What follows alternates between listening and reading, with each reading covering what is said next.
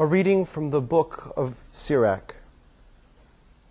Wrath and anger are hateful things, yet the sinner hugs them tight. The vengeful will suffer the Lord's vengeance, for he remembers their sins in detail.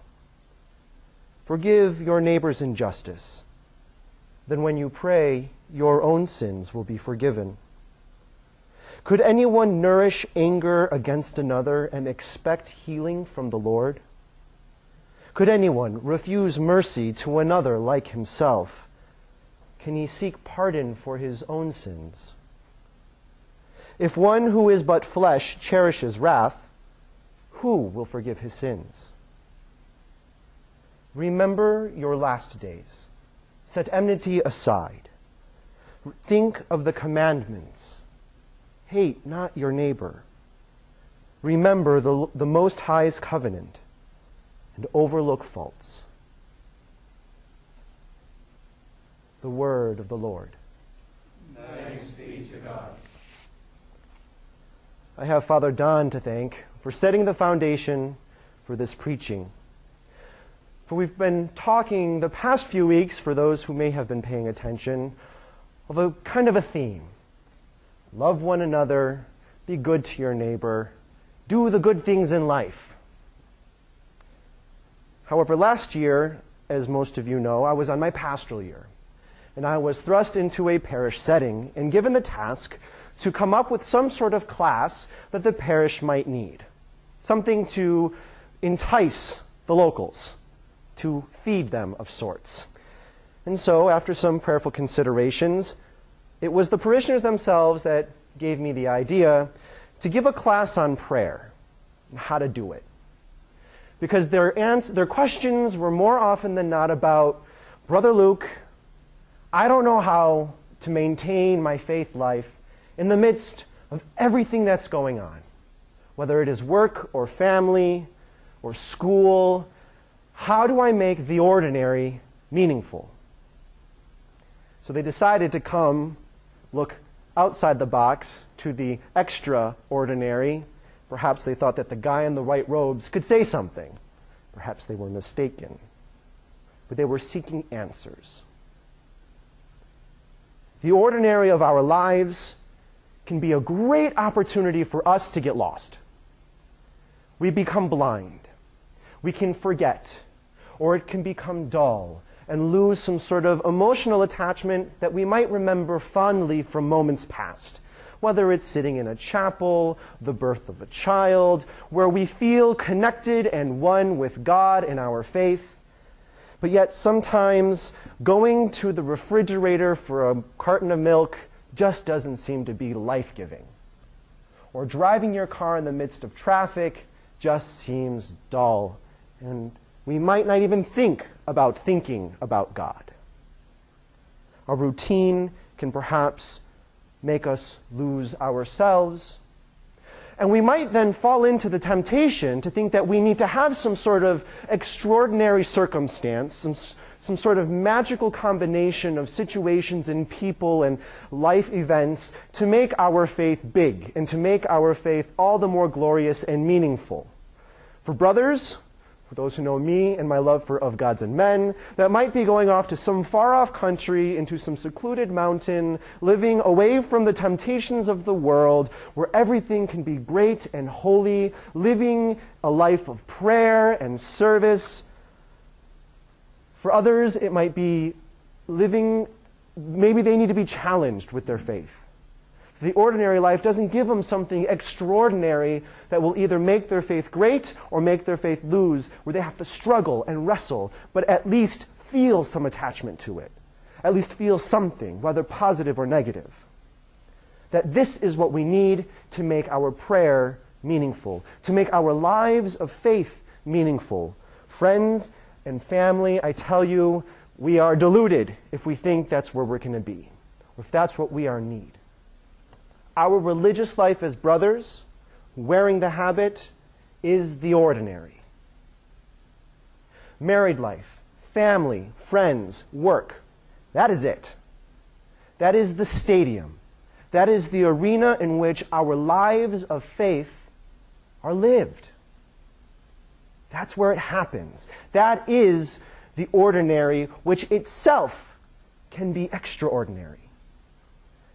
Our reading from Sirach today gives us an opportunity to reflect about perhaps how to live our lives ordinarily.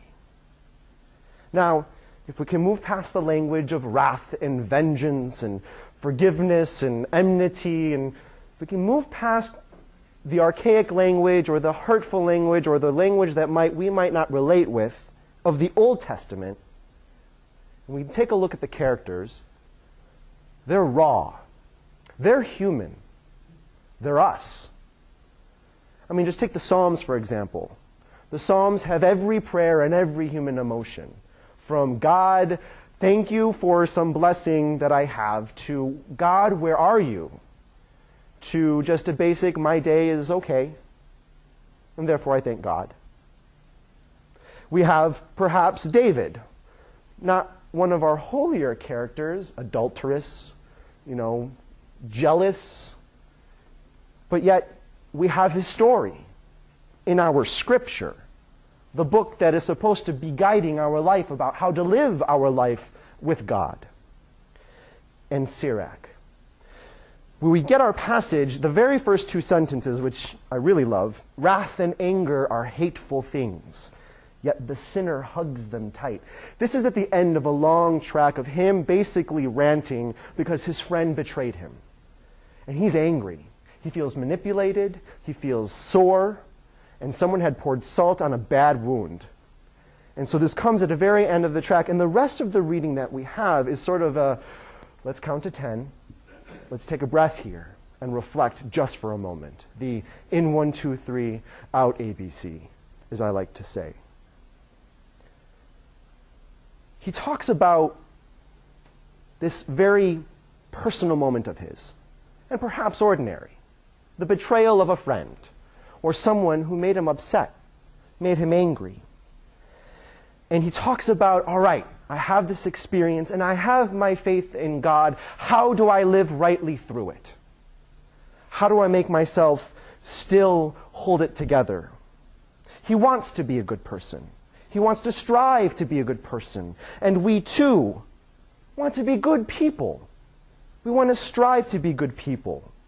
And many of us learn to be good through whether it is formation, here in the house hopefully, whether it's being raised by wonderful parents or family with a set of values, or whether it's just through our experience.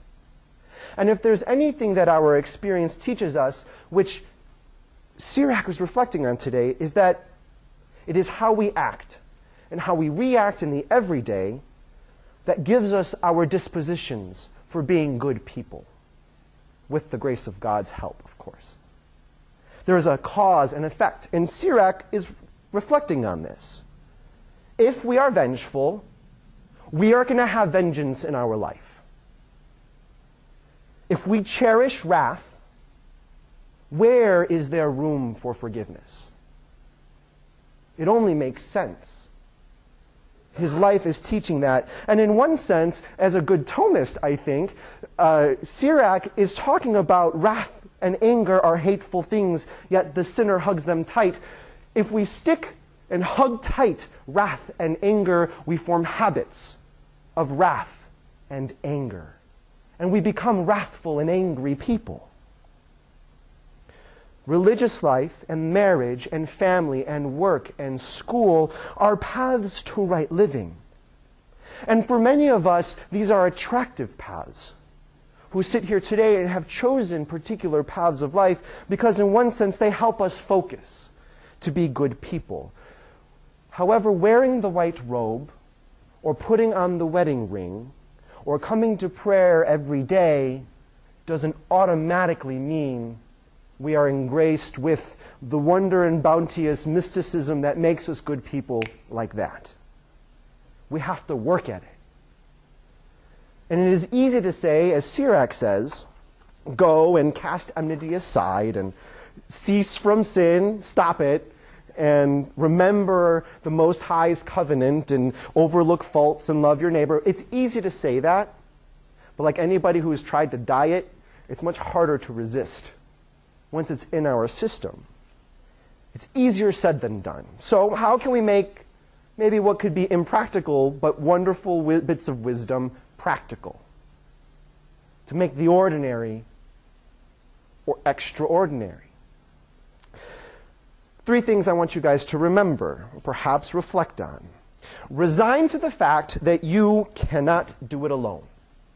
You will not succeed by yourself. You need others to help you, but most of all, you must have God on the brain and in the heart. Sirach says, remember the Most High's covenant, that relationship, unique and personal, between you and God. And second, to maintain that relationship, we need prayer. However inadequate it might feel in the moment, however emotional, positive or negative, or unemotional, we need the habit of God in our lives if we are going to learn to live as godly people in the ordinary. Second thing, lifetime of practice. The gospel for this weekend is, how many times, Jesus, do I need to forgive my brother? How many times? 7 times? 8 times? I could do 8. 70 times 7. This practice, this continuing. And of course, we're going to fall. And that's why Jesus, in his infinite wisdom, gave us the sacrament of reconciliation. And for many of us, a simple heart that is willing to forgive our brothers when we do them wrong.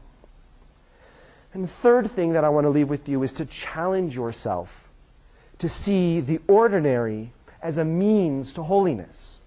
The little things, whether it's a random act of kindness, bringing up the mail and distributing it, or saying you're sorry to someone when you've been snippy to them.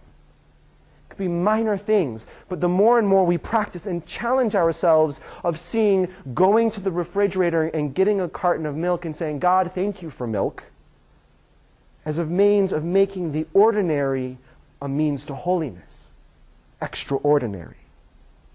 And the more we practice in the ordinary, the more God will be preached, and the more our ordinary becomes extraordinary.